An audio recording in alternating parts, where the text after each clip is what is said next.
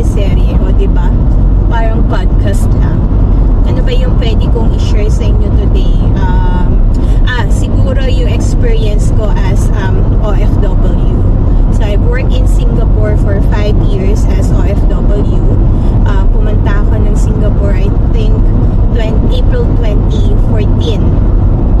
Pero alam nyo ba na before ako pumunta ng Singapore, ay meron akong application papuntang Qatar. So I think nag-apply ako ng Qatar is between August, September 2013. So natanggap ako doon, may job offer na medical na ako, everything is all set na. So kumbaga, ready to go na ako, except yung visa, inaantay ko yung visa, I think female visa yung tawag to. So yun yung medyo tumagal. Na medical ako, if I remember it correctly, October 2013. And then naantay na lang yung female visa dumating. Dumaan ng September, dumaan ng December, expire na yung aking medical, hindi pa rin dumarating yung aking female visa. So regular akong nag-a-update dun sa agency na pinag-applyan ko, pero ang lagi nilang update sa akin is yun nga, nagpalit yata ng hari ang Qatar that time, kaya medyo na-delay or on hold yung pag-issue ng female visa. Legit yung legit yung agency, guys, kasi yung agency na yon ay ni-refer ng aking dating katrabaho sa Pilipinas, and also nandun din siya sa Qatar, kaya kung natuloy ako, makakatrabaho ko siya doon. Parang ang in-applyan ko papuntang Qatar is drafter ata, which is actually not really in line sa ginagawa ko sa Pilipinas o yung trabaho ko sa Pilipinas. Gusto ko lang talagang makapag-abroad. Going back to my story, na delay yung aking female visa, inabot na ng January, wala pa rin yung female visa, expire na yung aking medical. So February dumating yung opportunity ko para makapag-work sa Singapore. So February yung application ko, and then April ata yun. Yeah, correct. April ako pumunta, April 2014 ako pumunta ng Singapore. Yung aking passport is nandun sa agency. Actually, pinull out ko pa yun dahil nga dun sa application ko sa Singapore. And then nagbayad din ako ng 10,000 dun sa agency sa Pilipinas. Hindi ko matandaan kung para sa yung 10,000. I don't know kung placement fee ba yun or what. Pero na-refund ko naman yun kasi hindi nga ako natuloy. So si Mark na yung nag-refund nun. Binigyan ko lang siya ng authorization letter. So nung nasa Singapore na ako, dun ako natuloy nga. So syempre ang hirap nun, 'di ba? Para sa akin na malayo sa mga anak ko ng matagal. Tapos syempre OFW ka nun. Although parati naman akong umuuwi, madalas naman akong nakakauwi nung nasa Singapore, pero iba pa rin yung lagi kong kasama yung mga anak ko, yung family ko. Kasi nung nasa Singapore ako, nakakauwi lang ako, parang pinakamatagal is 1 week lang yung stay ko sa Pinas, except kapag Christmas holiday, yun yung medyo matagal, 2 weeks. So for 5 years, ganun yung setup namin. Medyo mahirap kasi syempre lumalaki yung mga bata nang hindi ko sila kasama, kahit na parati kami nagvi-video call, iba pa rin yung kasama at nakikita ko sila. Pero kampante naman ako kasi ang mga bata ay naiwan kila mama. So yung mama ko talaga ang nag-alaga sa mga bata. Syempre nandun din si Mark, naalagaan din ni Mark. Kumbaga saludo rin ako kay Mark dahil sa pagiging hands-on niya sa mga bata. Pero syempre hindi naman din 24/7 nandun si Mark dahil nag-work din siya. So talagang ang 24/7 na bantay at nag-aasikaso sa mga bata is yung mom ko. Kaya talagang malaki yung utang na loob ko sa parents ko dahil talagang alam niyo yun na hindi kami nahirapan sa pag-aalaga sa mga bata. Lagi silang nandyan to guide them or to support us. So, yun na nga. So, nung nandun na ako sa Singapore, siguro mga 2 years or 3 years na akong nasa Singapore as a OFW. Parang gusto ko nang umuwi ng Pinas. Parang, kumbaga, sabi ko nga kay Mark, siya naman yung mag-abroad. So, si Mark, may mga application siya going to Middle East. Shortlist siya. I think Middle East and Australia yata din yung mga apply ni Mark. So, parati siyang shortlist sa interview. Okay naman yung interview niya. Pero, hindi namin alam bakit hindi nagpa-progress yung kanyang application papuntang Middle East or abroad. Even sa Singapore, guys, nag-try din si Mark doon para magkasama kami. Pero hindi rin nagpo-progress yung kanyang application. So hindi namin alam kung bakit. During that time, lagi na lang ako na parang napo-prostrate na ako na parang sinasabi ko, ano ba yung problema? Saan ba yung problema? Parang ganon. Parang qualified naman si Mark dun sa trabaho, pero hindi ko alam kung bakit hindi nga nagpa-progress yung kanyang application. Kasi that time, gustong-gusto ko nang umuwi. Ang usapan kasi namin ni Mark noon is pagka nakakuha siya ng work abroad, ako naman yung uuwi.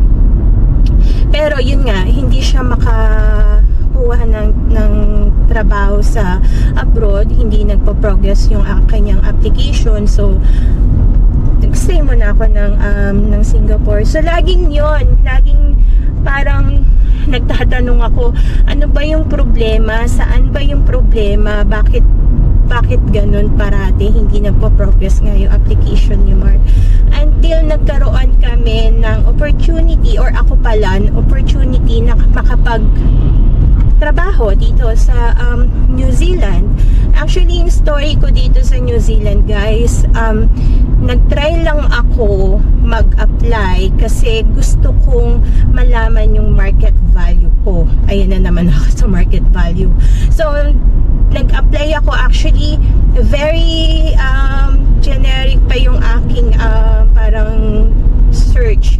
Nag-research lang ako sa Google na parang job vacancy dun sa position or sa work ko. Tapos inisip ko pa kung saang lugar. Naalala ko yung kaibigan ko sa Auckland, si Eliza. Hello, Liz. Kaya naisip ko, New Zealand. So, tinype ko New Zealand. And then, yun nga, it lead me dun sa seek.com na website kung saan ako nagpasa ng CV ko. Hindi pa nga maayos yung aking CV, guys. Kasi yung in-update ko yung CV ko through phone lang. So, hindi ko alam kung maayos yung format or something. So, yun. Nagkaroon ako ng opportunity na mag-work dito sa New Zealand. And then, very lucky and blessed naman kami kasi ang nakuha namin na permit nga or work permit is work to residence. So, nung nandito na kami ni Mark, eto lagi namin din tong sinishare sa life group namin, guys. Kasi talagang we really wanted na malaman ng tao na how good is our God. Sorry if I sound very religious. Pero, talagang nare-realize namin na talagang in God's perfect timing. Kasi imagine niyo, guys, yung una pa lang, pagpunta ko ng Qatar, hindi na nagtuloy. Kasi bakit? Kasi bibigay niya sa akin yung Singapore, 'di ba? Na mas maganda yung opportunity para sa akin sa Singapore. Kasi kung natuloy ako sa Qatar, baka hindi rin ako nagtagal doon. Kasi imagine niyo yung contract ko sa Qatar is 2 years. Kung uuwi ako, pwede ako umuwi ng 1 year, pero pamasahe ko yung pauwi.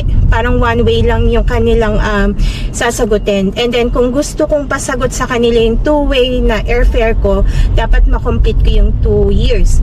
And even though makomplete ko yung 1 year, guys, ang tagal ng 1 year for me. Maliliit pa yung mga anak ko. Siguro nagpunta ako, abroad ako, nagpunta ako ng Singapore. I think Sam is only turning 4 and Miguel is only I think he's turning 6 years old. So medyo maliliit pa yung mga anak ko. So I cannot imagine na kung natuloy ako dun sa Qatar, kung makakatagal ako ng 1 year na walang uwian. So yan guys, naiisip ko na yun siguro yung reason ni Lord bakit hindi ako natuloy sa Qatar, kasi nga mas mahirap yung magiging situation namin. May iba siguro yung situation namin ngayon kung natuloy ako doon. And also another one is kaya hindi pala binibigay ni Lord yung opportunity kay Mark na makapagtrabaho abroad. Kasi ang usapan namin noon, 'di ba, kapag nakapag-abroad si Mark, isa sa amin ang uuwi kasi kailangan may kasama ang mga bata. So kung si Mark natuloy abroad, uuwi na ako ng Pinas. Hindi ko na may isipang mag-apply papuntang New Zealand. Hindi na kami magkakaroon ng opportunity na makapag-migrate, na magkasama-sama. Baka kung natuloy si Mark mag-abroad, baka hanggang ngayon hindi pa kami, yung setup namin is like yung uuwi si Mark, magkakasama kami for ilang months lang, yung parang ganon. Hindi kami talaga 24/7 na magkakasama, hindi katulad ngayon. Kaya alam nyo, kapag naiisip namin ni Mark looking back, na kaya pala hindi ginrant ni God yung mga yon, kasi may mas maganda siyang plan for me and for our family. Yun yung lagi naming sinishare na parang in God's perfect time talaga. Kasi syempre during that time papasok sa amin yung, sabi ko nga sa inyo, lagi akong nagtatanong, 'di ba? Lagi kong tinatanong, ano ba yung problema? Saan ba may mali? Ano ba yung kulang? Parang ganun. Bakit hindi makapag-abroad si Mark? Parang ganun. Qualified naman siya dun sa work, pero bakit hindi mag-progress yung kanyang trabaho? Yung pala yung sagot, guys.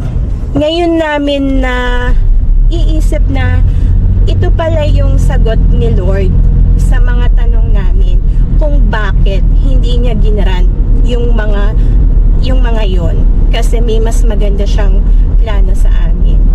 So yun lang guys, pag naiisip ko yung mga yon, talagang na-amaze ako until now.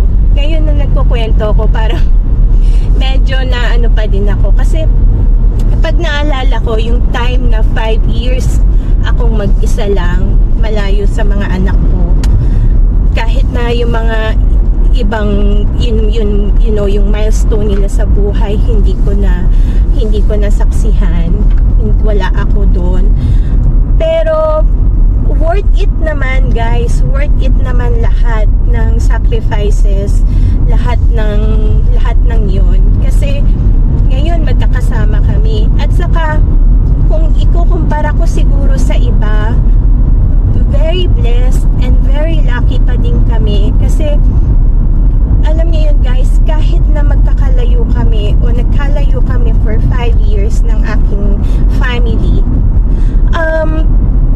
hindi ako nahirapan sa Singapore, kasi very blessed din ako sa mga katrabaho ko.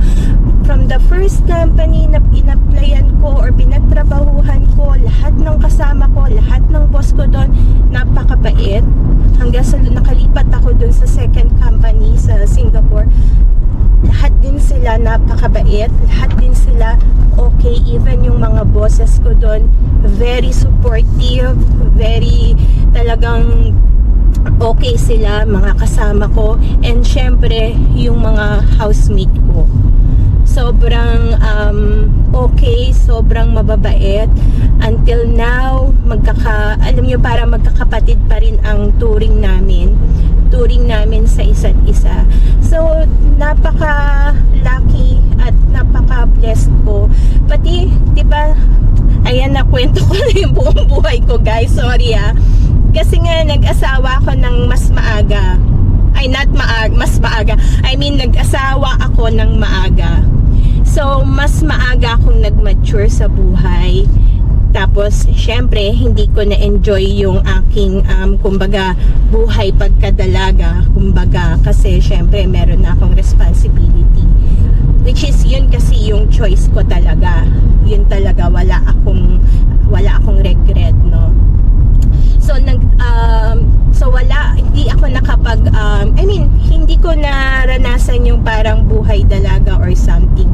So, nung dumating ako ng Singapore, or nakapagtrabaho ko ng Singapore, dun siguro, isa rin yun siguro sa reason ni God kung bakit din niya inalaw ako na maging OFW, kasi dun ako nakagain ng maraming kaibigan na mga good influence din, na very family oriented, and also para siguro mas mabigyan ko rin ng time yung sarili ko. I'm not saying guys na wala akong time for myself nung nandun ako sa Pinas, ha. Pero kasi, honestly speaking, syempre, as OFW, at mga kasama ko din is OFW, syempre after work, like Friday night, lalabas kami, kakain sa labas, yung mga ganon. Kumbaga parang pinaranas ni God din sa akin yung magkaroon ng social life, kumbaga parang ganon. So ayun lang guys, parang talagang kapag naiisip ko yun, yung mga nangyari sa akin, everything was worth it. Lalo na yung 5 years na hindi kami magkakasama ng aking family, aking mga anak at si Mark syempre. Pero worth it naman guys. Kasi tuloy niyo yun, 5 years lang yung sakripisyo namin na magkakalayo kami.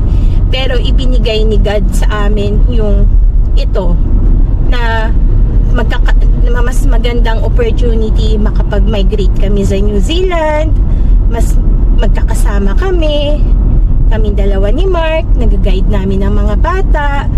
So ayun lang, siguro guys, kung meron sa inyo na parang nag-iisip or may nag-aantay din sila ng, alam niyo yun, dumating yung mga opportunity or something, na kung minsan nagtatanong kayo bakit hindi dumarating or bakit hindi binigay sa inyo or bakit hindi nyo nakuha, kasi merong mas deserve or mas magandang ibibigay sa inyo si God.